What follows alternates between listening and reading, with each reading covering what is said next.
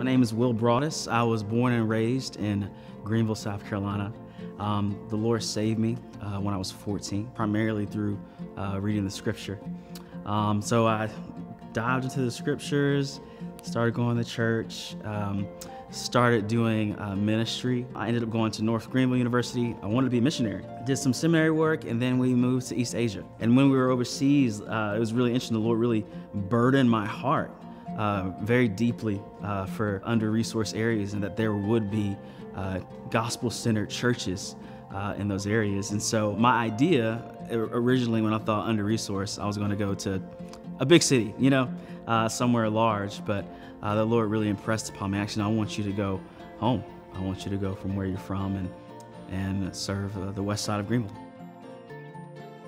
When I started doing prayer walks and street ministry, several people point blank asked me, they said, when are you going to leave? And I began to understand that people, well-meaning people from outside of community, but well-meaning Christians will come and they'll do various ministry projects, but then they'll go back to wherever it is they're from. And so it really produced a distrust of Christians, not that they were going to do anything bad, but are you going to be here?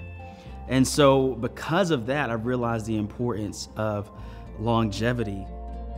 It's taken years to build relationships that are trusting, and it's taken years to bear fruit. And so I think the church planner mentality is to get in there and get a thing done. And the Lord really had to challenge that in me. Say, actually, you need to stay here, you need to meet people, you need to be involved and trust me. The first thing we're focusing on right now is spiritual formation and discipleship, because people are beginning at very different stages. And that means you have to be very patient with folks who are starting with various trauma and just complex brokenness. It just means you have to have a lot of patience, and you have to give folks a lot of grace and rejoicing when there is steps, no matter how small someone else might think that is. Like, as you know somebody, you see them make a significant step that might, maybe in another community, like everybody does this, but no, this is amazing. Like, the Lord has brought them this far.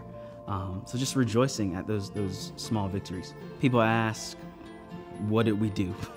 How did you make it work? And I've had to be honest and say, the most significant things that have happened in the ministry have not been things we've planned. And a lot of times it's actually been through tragedy.